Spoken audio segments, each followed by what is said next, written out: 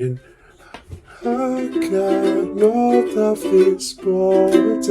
I already told you I'm coming back for you.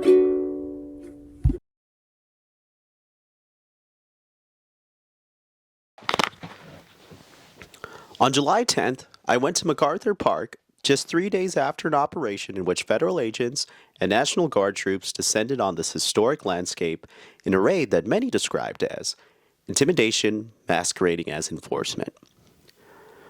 Children on daycare playgrounds were rushed indoors, and community health workers aiding the unhoused were abruptly displaced. While residents, already accustomed to activism in this deeply contested space, spoke of fear running through one of Los Angeles' most densely populated immigrant neighborhoods. MacArthur Park, originally created in the 1880s as a genteel retreat known as Westlake Park, has long since transformed into the beating heart of a predominantly Latino, working-class area.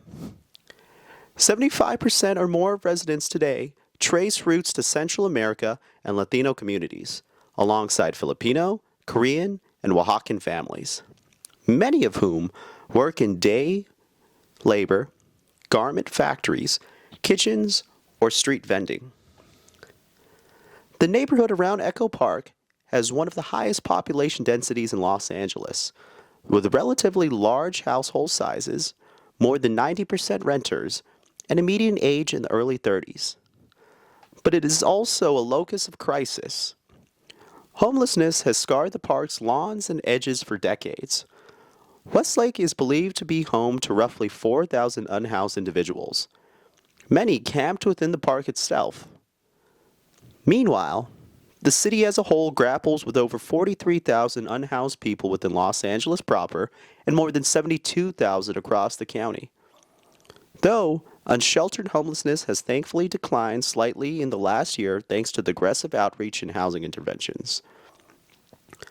MacArthur Park has become a convergence zone for unhoused Angelenos seeking refuge, for immigrant families building lives here, and for nonprofits like Homies Unidos that scramble daily to stabilize streets and respond to overdoses. Walking through the park on July 10th, the encampments, the litter, the makeshift shelters beneath palm fronds, all painted a vivid portrait of life at the edge. People describe the dread of seeing armed figures where their children usually play. Others reflected on the decades when the park was shaped by drug use, surveillance, and displacement. What I saw was not just the aftermath of a politically charged raid, but the ongoing chapter of a complex history, one in which a park originally designed for recreation has become a contested refuge, a battleground of policy and power, and a testament to the resilience of Los Angeles' immigrant and unhoused communities. Without further ado, sit back, relax, and enjoy this special report. Thank you.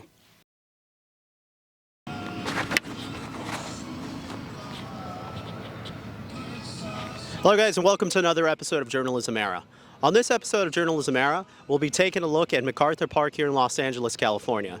We'll try to talk to local residents and park goers on what they've seen on the recent ICE operations that have happened here at this park and in the surrounding area. With that being said, as always, we'll try to remain as unbiased as possible and merely just capture the sentiment of these local residents and park goers. So with that being said, let's just get right into the episode. Thank you. All right. Are you ready?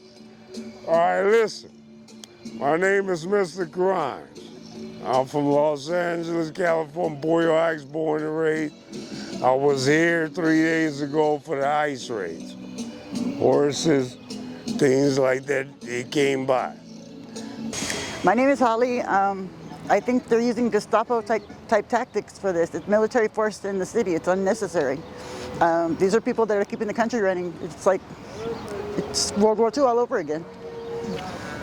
I've seen them just come and just tuck somebody right out in the middle of doing their job. You know, they're not doing nothing bad. They're just destroying families. They separate they're supposed to be not separating families like that. You know, the way that they're treating them is just wrong. Like, who are they? It was a scare tactic. But I'm here today to let you know that I got a lot of friends that are foreign, being detained and everything.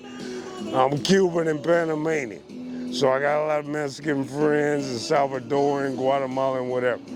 But a lot of my friends, as you can see, they turn across the street.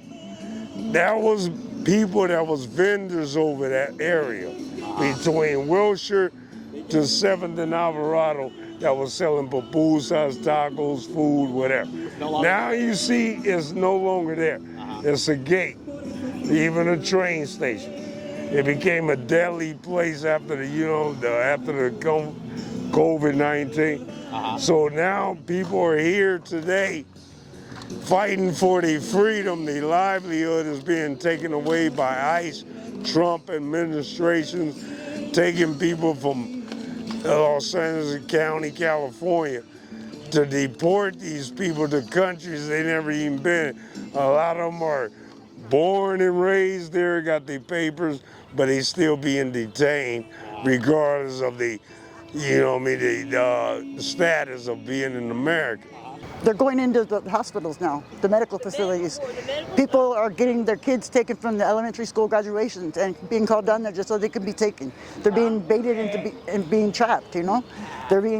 It's just wrong. I got you. I mean, they're the backbone of this country, whether they're here legally or not. They've been here long enough that they've established residency. And they want them to self-deport like $1,000 to change your whole life, to give up your life that you worked hard for. It's ridiculous.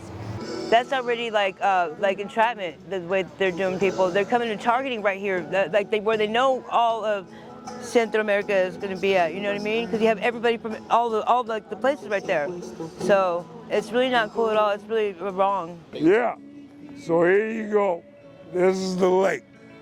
It used to be paddle boats back there, back in the 80s and 90s. Nothing You now? can rent it out at that building right there. That was a police station back in the early 90s. And then it was a tunnel that was over there. If you can zoom in, you see the tunnel across the street. Yeah, I can see it. They closed it down because of prostitution, murder. Really? There's a lot of prostitution? There was a lot of things going on. I got you. This was called MacArthur Park. They found 62 bodies in this lake. 60 in like Yeah, in the past, 62. like, how many years? That was like in the 90s. Okay. They had to drain it. Oh, geez, Found 60. guns. Yeah. Come on, I'm telling you the exclusive. Come on, don't stop. You already know. The thing about it, what I've noticed is that a lot of different agencies come out and promote clothing and food and things like that.